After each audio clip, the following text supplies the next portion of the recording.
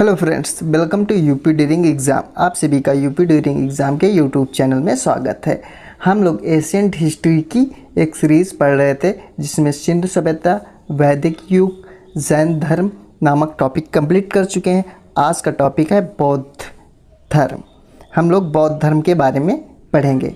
आपको बताते चलें, बौद्ध धर्म बहुत ही मोस्ट इम्पॉर्टेंट टॉपिक है जो लगभग हर एग्ज़ाम में पूछा जाता है। ये महात्मा बुद्ध की तस्वीर है, इनके बारे में आगे पढ़ते हैं हम लोग। बौद्ध धर्म के प्रवर्तक गौतम बुद्ध का जन्म 563 ईसा पूर्व कपिलवस्तु के समीप लुम्बिनी वन में हुआ था। जो गौतम बुद्ध हैं, इनका जन्म 563 ईसा पूर्व कपिलवस्तु के समीप लुम्बिनी वन में हुआ था, जो आज वर्तमान में नेपाल में पड़ता है। गौतम बुद्ध बौद्ध धर्म के जनक माने जाते हैं।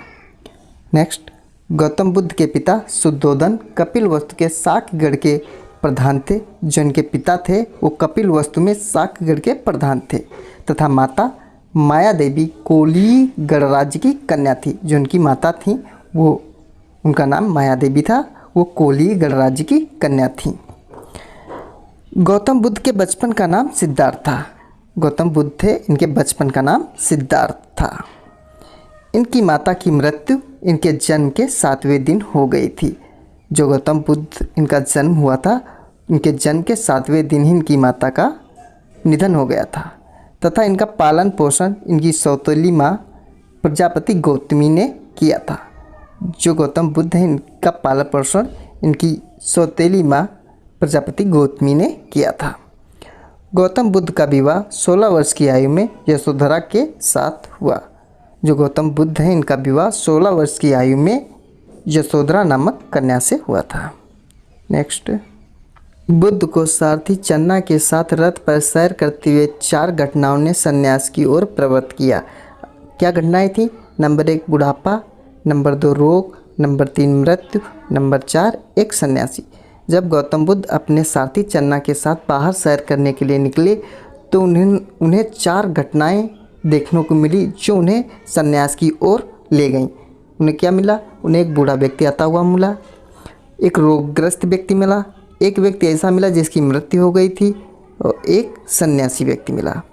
नेक्स्ट, इन्हीं सब सांसारिक दुखों से व्यथित होकर सिद्धार्थ ने 29 वर्ष की अवस्था में गृह त्याग किया, जिसे बौद्ध ग्रंथों में महाभिनिष्क्रमण कहा गया है।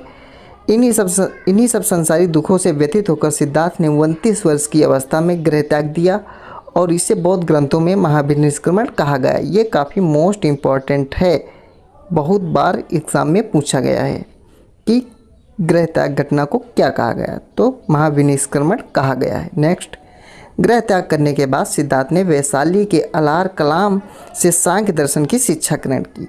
जब बुद्ध ने अपने गृह को त्याग दिया, अपने घर को त्याग दिया, तो आगे उन्होंने वैशाली के अलार कलाम एक गुरु हुए जिससे इन्होंने सांख्य दर्शन की शिक्षा ग्रहण की।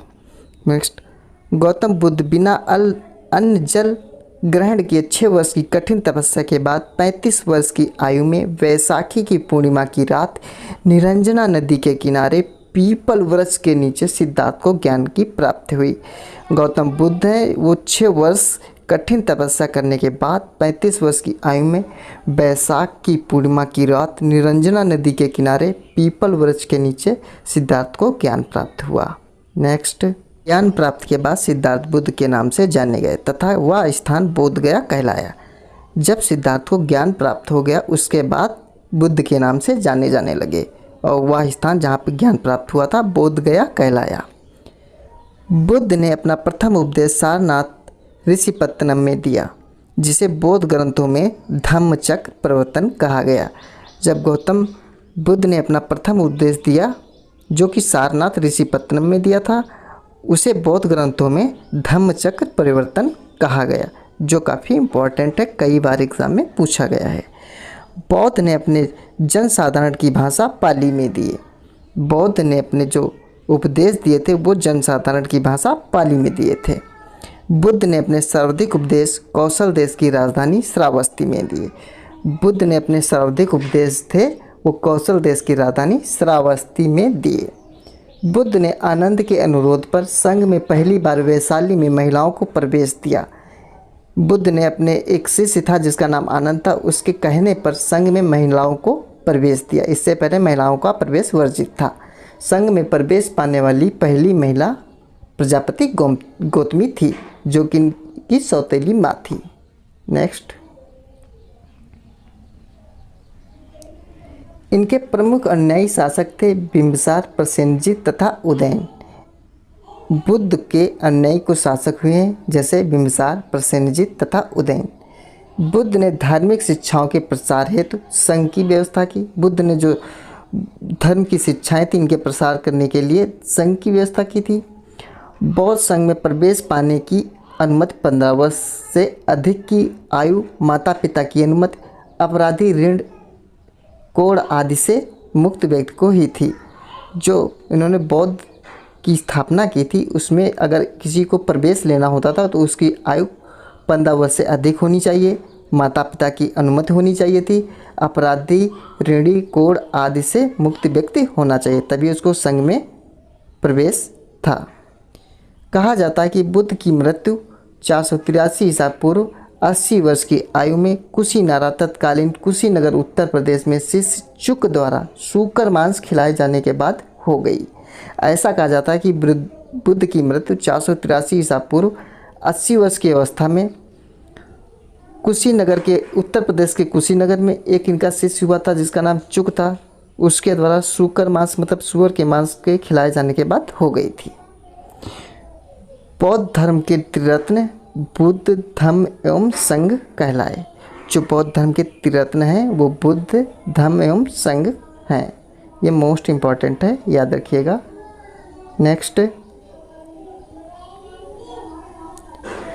बौद्धों का सबसे पवित्र त्यौहार बैसाख पूर्णिमा है, जिसे बुद्ध पूर्णिमा के नाम से जाना जाता है। बुद्ध का जन्म, ज्ञान प्राप्ति एवं महापरिनिर्वाण बैसाख पूर्णिमा को ही हुई। जो बौद्धों का सबसे पवित्र त्यौहार है वो बैसाख पूर्णिमा है, जिसे बुद्ध पूर्णिमा के नाम से जाना जाता है। इसका कारण यह है कि इसी के दिन बुद्ध का जन्म, बुद्ध की ज्ञान की प्राप्ति एवं बुद्ध का निर्वाण मतलब उनकी मृत्यु हो गई थी। बुद्ध ने 4 आर्य सत्यों का उपदेश दिया है जो इस प्रकार हैं। बुद्ध ने 4 आर्य सत्य बताए हैं, अब देखते हैं क्या है। नंबर 1, दुख। दुख मतलब संसार दुखमय है। नंबर 2, दुख समुदाय, दुखों का कारण भी है। नंबर 3, दुख निरोध, दुखों का अंत संभव है। नंबर 4, दुख निरोध गामिनी, दुखों के अंत का एक मार्ग भी है। नेक्स्ट, सांसारिक दुखों से मुक्ति हेतु बुद्ध ने अष्टांगिक मार्ग की बात कही है। जो सांसारिक दुखों से अगर मुक्ति पाना है तो बुद्ध ने अष्टांगिक मार्ग भी बताए हैं।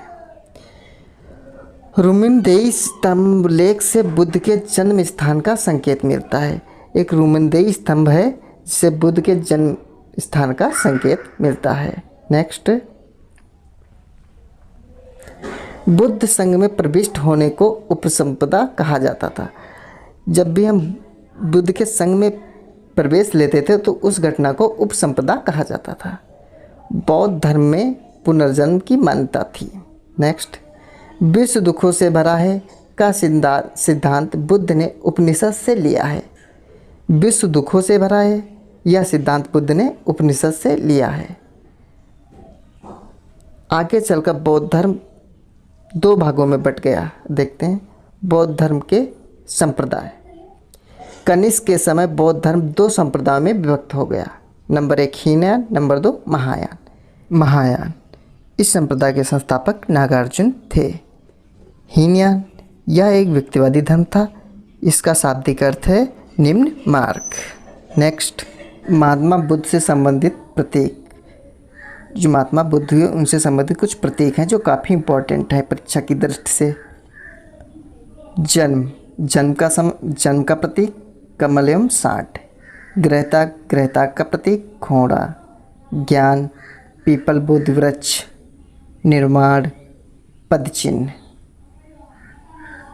मृत्यु जिसका प्रतीक स्तूप है। नेक्स्ट,